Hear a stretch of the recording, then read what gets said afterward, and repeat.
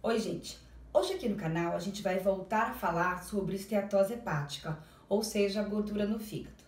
Essa doença que é extremamente comum, uma prevalência absurda hoje na população, de cada 10 pessoas, praticamente 3 têm gordura no fígado, esteatose hepática, isso no mundo inteiro. E essa é uma das causas mais frequentes hoje, se não a primeira, a segunda causa mais frequente de cirrose hepática e câncer de fígado, além disso de transplante de fígado. Então, a maior parte das pessoas que tem essa doença faz o diagnóstico e só aparece no especialista em fígado, na hepatologista, muitos anos depois. Infelizmente, porque a maior parte dos médicos, quando faz esse diagnóstico, o que geralmente acontece através de um exame de ultrassonografia simples, né? O paciente é simplesmente avisado pelo médico que todo mundo tem gordura no fígado. Esteatose hepática é uma coisa comum. Ela é comum, gente, mas não, ela é uma doença. Não é para todas as pessoas no mundo terem esteatose hepática. As pessoas devem ter um fígado normal. Não é para ter fígado com gordura. E aí já começa um diagnóstico que não é valorizado, o paciente não é tratado, não costuma ser encaminhado ao especialista e quando finalmente ele chega na nossa mão, muitos casos já são cirrose hepática e infelizmente muitos casos já tem na verdade um diagnóstico pra gente de câncer de fígado, carcinoma hepatocelular. Então, se você tem esse diagnóstico e você não trata hoje com um especialista, por favor, procure um especialista em fígado. Hoje a gente tem todo um arsenal já terapêutico, ou seja, várias medicações que mesmo não sendo dirigidas para esteatose hepática, específicas para gordura no fígado, a gente trata o diabetes, o pré-diabetes, que é uma condição que já existe em mais de 90% dos pacientes que têm o diagnóstico de esteatose hepática, e tratando o diabetes com essas medicações mais modernas, tá? A gente consegue, na maior parte dos casos, tratar a esteatose, diminuir, quando em muitos casos a gente consegue, na verdade, que essa gordura desapareça do fígado. A esteatose hepática, ela pode ser diagnosticada por várias formas. A gravidade dela é que a gente percebe que para o diagnóstico e o médico não se aprofunda. Então, é uma esteatose moderada, leve ou grave ao ultrassom, isso não significa que de fato ela seja uma esteatose leve, moderada ou grave. A gente tem exames de uma profundidade de acurácia muito maior, a gente tem a biópsia hepática, a gente tem a elastografia hepática, principalmente o FibroScan, que tem dispositivos que medem a gordura no fígado e dizem também pra gente quanto que tem de fibrose. Fibrose, gente, é cicatriz, é o quanto que esse fígado já necrosou e já se regenerou e regenera com fibrose e vai regenerando com perda de função. Isso é uma coisa que a popularidade diz, o fígado se regenera, né, doutora? O fígado, ele se regenera, na maior parte das vezes, perdendo função. Você já perdeu, por exemplo, pelo da sobrancelha? Se perder pelo da sobrancelha, nunca mais você tem um corte da sobrancelha, não nasce pelo em cima daquela sobrancelha mais. Por quê? Porque você tem uma fibrose, tem uma cicatriz. Então, assim é um fígado com cirrose, cheio de cicatriz, em que você não consegue recuperar mais completamente a função. Então, a gente precisa entender por que esse indivíduo está com gordura no fígado. Mais de 90% das vezes é porque ele é um pré-diabético ou um diabético e não está adequadamente controlado.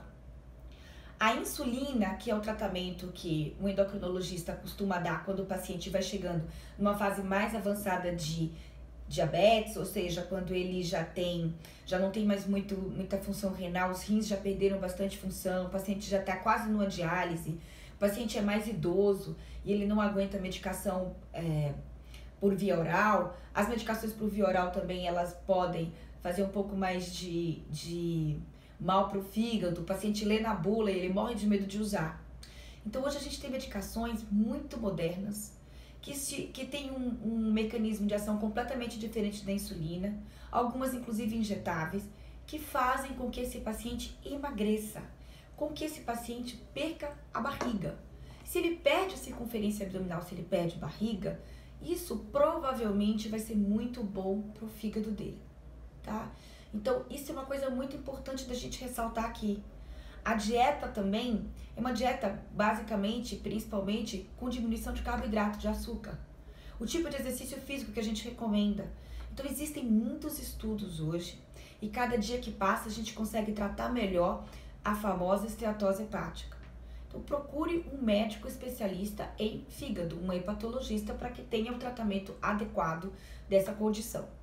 Gente, tem um exame muito barato chamado hemoglobina glicada e que a gente faz pelo SUS, a gente faz por qualquer convênio, a gente pode solicitar, custa em média R$8 para quem não tem convênio e que dá pra gente um diagnóstico de pré-diabetes, de diabetes, 3 a 5 anos antes da glicemia de jejum alterar.